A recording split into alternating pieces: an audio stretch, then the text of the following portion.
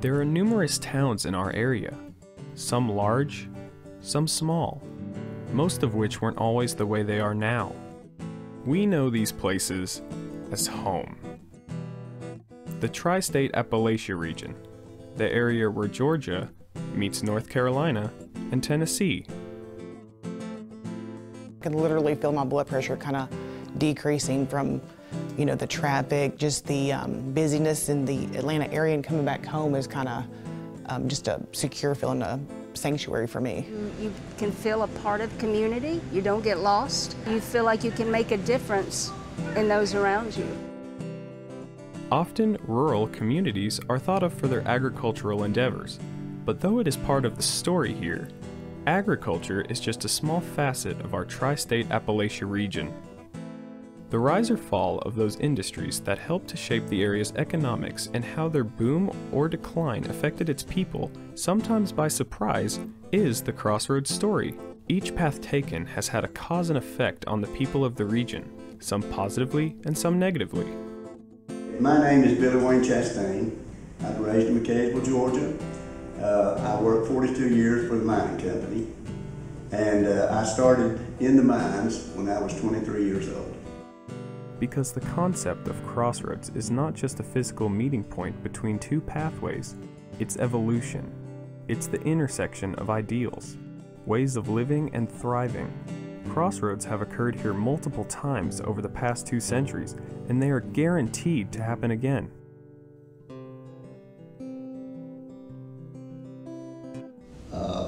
Prospector by the name of Lemmings came into this area, into the basin area, in the area of Ducktown, Tennessee. And I believe the creek he was panning was called Potato Creek. He had some shiny pieces of metal in the bottom of his pan, and he thought he had discovered gold. But when he found out it wasn't gold, he was disappointed. It turned out to be iron pyrite. And that was really a great economical find and the beginning of a great economical age for the Copper Basin area. My name is Sarah Miggins, and I'm the Executive Director of Ducktown Basin Museum. Lots of jobs. There was definitely, within the mining, that definitely supplied several years of jobs for everyone around, because everyone would come to the basin to look for work. Once the ore was discovered, then they began to come in here and do mining, and they came by the thousands of people that eventually moved here to work. The smelting of copper resulted in a chemical byproduct that was also captured and sold, sulfuric acid. Once you started smelting, there was great smoke came out. Once you started burning or roasting the iron ore, it's great fire and great smoke. They were going out cutting the trees, bringing it in, burning, and the smoke from the ore would kill the vegetation. Through the process of that smoke and other additives, they created acid, sulfuric acid. But the result of this manufacturing process created an acid rain that left the area barren of trees and vegetation, like an alien landscape. The mines ran good. There was always plenty of ore. There is still plenty of ore. 65 cents a pound. As long as it was that much, the company made money. Then the copper price, it went below that, so the company slowly shut down. After more than 130 years of mining copper, in 1987, the last of the mines in the Copper Basin closed. Shortly after the mines closed, we had almost what you'd say a catastrophic event happened in McCaysville and Copper Hill. It was a flood. Well, you could see that this was a crossroads for these. That there was no longer a company. We'd had this flood, so it was a pretty bad time. There's still a lot of hurt from the company closing, I believe. It literally looks like they left work one day and decided to not come back because there's still some clothes hanging in the change house that we have there. I went to work there when I was 23, and I'll tell you what, that was the best experience of my working. It's the only job I ever really had. I had several jobs, but when I went there, it was, you found a camaraderie in the people that worked there. When the mines did close, there was a lot of closures to all of the businesses. There was a dress shop, there was a furniture shop, there were several car dealerships at one point in time in Copper Hill. When everything closed, everything else closed with it. Around the same time the mining industry shut down, the textile industry did the same throughout the Southeast, and that too impacted the area.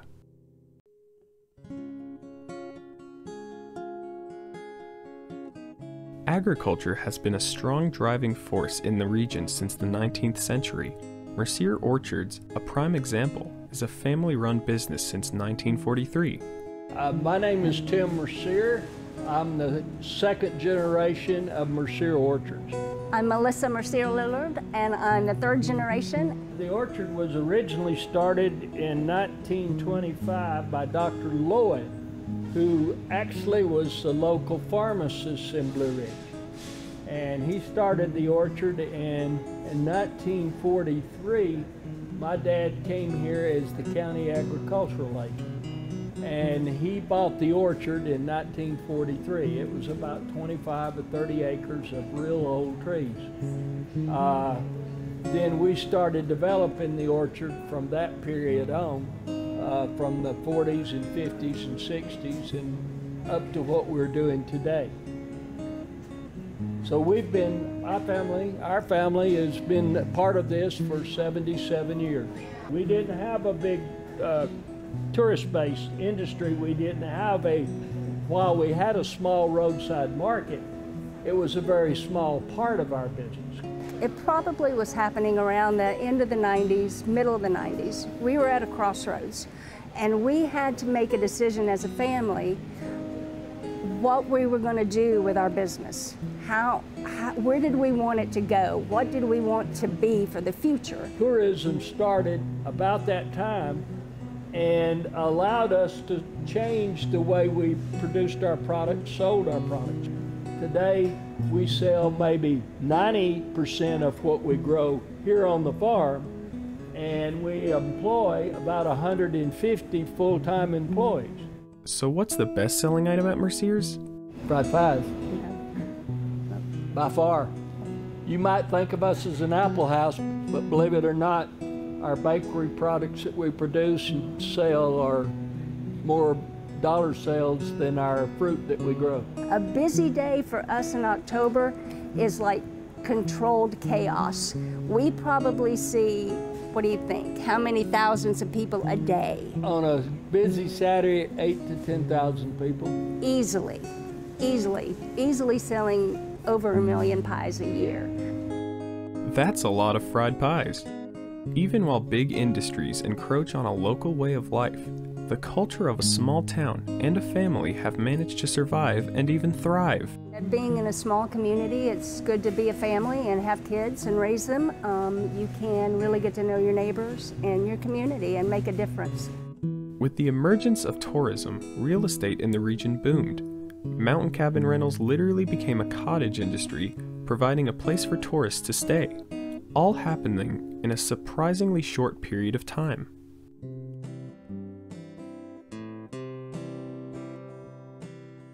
Remembering now 20 or 30 years ago, there wasn't a whole lot going on up here, and they were looking for answers as to how to stimulate their economy. I'm Wiles Pierce. And I'm Dick Hillman, and we are the founders of the Blue Ridge Scenic Railway. Development of the Blue Ridge Scenic Railroad began in 1997 and quickly evolved a sleepy little town into a thriving small city, full of life and culture. I was contacted by a gentleman that was on they called it the Blue Ridge Mountain Preservation Society. So they said, is it possible that you could help us put together a scenic railroad? Our very first weekend passenger trip with paying customers was May 30th, 1998. That first year, the Blue Ridge Scenic Railroad projected it would need 25,000 passengers to survive. We exceeded 25,000 passengers in every year except the first, okay? The last 9 years until we sold the railroad in 2015, we exceeded 50,000. Rachel Gray, General Manager of Blue Ridge Scenic Railway. 89,000 passengers we had last year, riding the train 2019. That's a lot of people in downtown Blue Ridge. Our regular train ride, which is an hour from here, from Blue Ridge down to McCaysville, Georgia, Copper Hill, Tennessee. Within that 2-hour span, they're seeing our little town and getting all of the warm, small town feelings, and they're wanting to come back. That warm small town feeling has been one of the driving forces in the area's tourism success. The big industry is tourism, and the train that comes from Blue Ridge to McCaysville it's amazing. The top 3 destinations is MERCIERS, Blue Ridge Scenic Railway, and downtown Blue Ridge. So, but now when you go to town and the train's down there, it looks like the heyday when Copper Hill, McCaysville was big time. People are on every street, they're on every corner.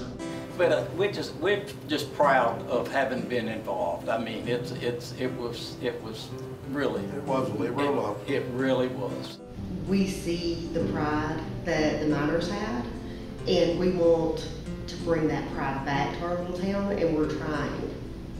We can say that the railroad certainly is a real economic generator here in not just Blue Ridge, but Fannin County in North Georgia, because it brings a lot of people up here, and that's not going to stop anytime soon. Or so we all thought, which is how crossroads sometimes happen, when we all least expect it. In March 2020, just as the students of Fannin County High School were in production on this documentary, the coronavirus pandemic came upon us, and what we considered normal changed again. The schools closed, first for a few weeks and then until the end of the school year.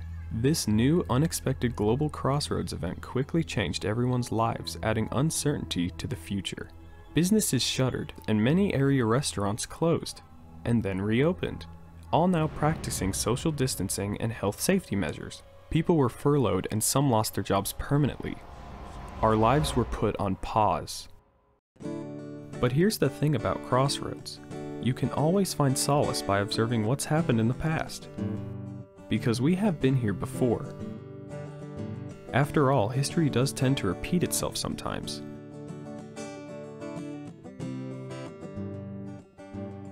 Life will return to normal, but it will be a new normal, as life slowly returns to what it was like before the global pandemic. Tourism, that has become the driving force for the area, will return.